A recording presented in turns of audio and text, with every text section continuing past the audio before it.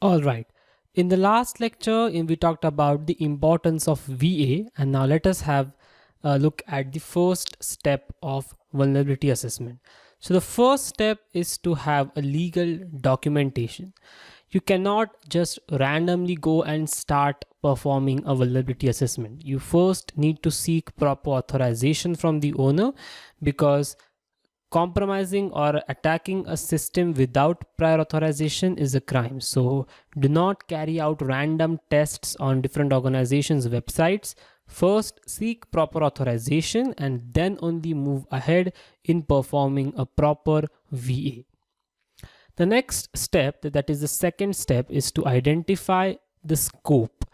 Now, there are some websites who have different domains. For example, let us consider Apple's website. One domain can be about MacBook, another domain of the website describes about iWatch, another domain can be about iPad. So first you need to identify the scope of vulnerability assessment, because you may think this is just a small step, but actually it takes a lot of efforts.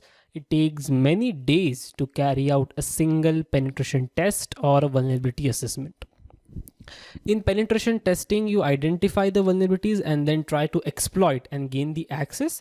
When it comes to VA, you just identify the vulnerabilities and report it. So you have to first get yourselves clear with the scope. If the owner says no, you cannot scan domain 3 and domain 4, then you should not go for it. Okay, so you first must decide the scope of the assessment. The next is information assessment. Those who are very experienced when it comes to ethical hacking or VAPT always find out the information related to the scope. You cannot just start using random tools and then carry out a test. Those are script kiddies who just use the tools and start performing assessment. You first have to find out the proper knowledge when it comes to information assessment. So if you're trying to ask a girl or a boy for a date, you first find out the information, right? Where he or she lives, what is his or her favorite color, favorite food, right? You don't just ask the person on a date. So you first find out the information. No offense to people, I was just trying to give an analogy for you. Okay, the fourth step is vulnerability assessment. After you have decided the scope, after you have find out the information, now is the time to perform a proper vulnerability assessment in which you identify the different vulnerabilities.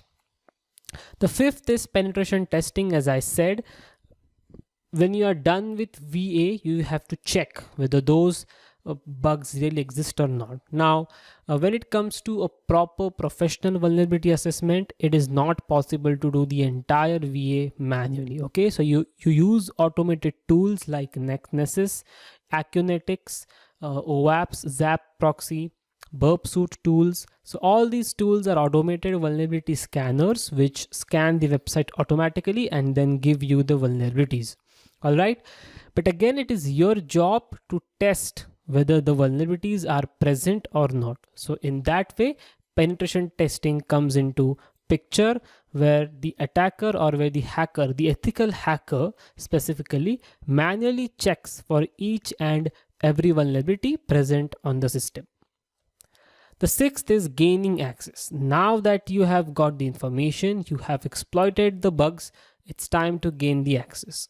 So gaining access is very important, because if you are able to gain access, then there is point in reporting that vulnerability. So if you're getting any access, whether it is an admin level access or executive level access, you have to gain the access. Next is privilege escalation. Now let's say you are an attacker, you are an ethical hacker, and you are not a signed in member of the website, educational website. Let's say xyz.com is an educational website and you are an external pen tester hired to test the website. You don't have an account on the website, but now that you have performed a penetration test, you're able to get the access of a student who has enrolled in some courses. So that is gaining access phase. Once you have the access of student, you again test for bugs which will give you the access of the administrator. And if you are able to get the access of administrator, then that is known as privilege escalation. Once you perform the privilege escalation and once you have identified all the bugs present in the system, it can be SQL injection, it can be database exploitation, it can be cross-site scripting attack, it can be brute forcing attack, or it can be any attack which we'll be seeing in the next upcoming sections of ethical hacking. So once you are done with all these attacks, it's time to write a report with everything. So you have to mention the vulnerability type, you have to mention the severity, you have to attach the screenshots, if possible attach a video in the report, then you have to write the steps, how you exploited the bug. Then after that you have to submit the report to the management, and if the management approves the report, you have to then provide the patch. Okay, you just don't have to discover the vulnerability and leave as it is. It is your job to provide a proper patch. But again, one thing that I would like to tell you is that all these things are not done all alone by you. You have a team of analysts who do different jobs. So let's say there's a team of 5 people. 2 people are involved in legal documentation and report writing. 2 are involved in scope assessment, information assessment, and vulnerability assessment. You are involved into pen testing, and another one is involved in patch assistance. So in this way, a team works. And the final step is revalidation. You have to check if the patch is properly installed and if the system is secure or not. So all these 10 steps form a vulnerability assessment. So such vulnerability assessments are carried out in the organizations, and these should be carried out every month so as to prevent the threats. And these assessments one assessment takes at least 2 to 3 days. So depending upon the nature and the scope of the assessment, it may take longer or it may take shorter. But you don't have to rush and don't have to depend upon the automatic results. And that is why it is important to have a team of people who can work together. For example, let us say you have a member who doesn't like to code and who doesn't like to hack into systems. So what he can do is he can deal with legal documentation, scope assessment, and report generation. There is one guy who is good at vulnerability knowledge, but he don't want to hack into systems. He is not that interested.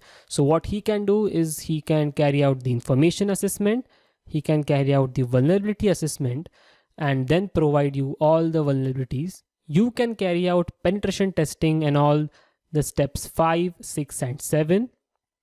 8 is already being done by the first guy. And 9th step, patch assistant, is done by the one who has a good knowledge of programming skills and who knows how to patch the vulnerabilities. And again, 10th can be done by you. In this way, a team effort is required to carry out an effective penetration test. Alright, these were the 10 steps for an effective vulnerability assessment. If you still have any doubts, please feel free to ask us in the Q&A section. We'll try to answer your questions as soon as we can. Great. I know this is a lot of information for you as a beginner, but trust me, this is the best course which will help you to get started from scratch to a cybersecurity professional. Alright, keep the momentum going. I will see you in the next lecture where we'll talk about the need for cybersecurity in today's world.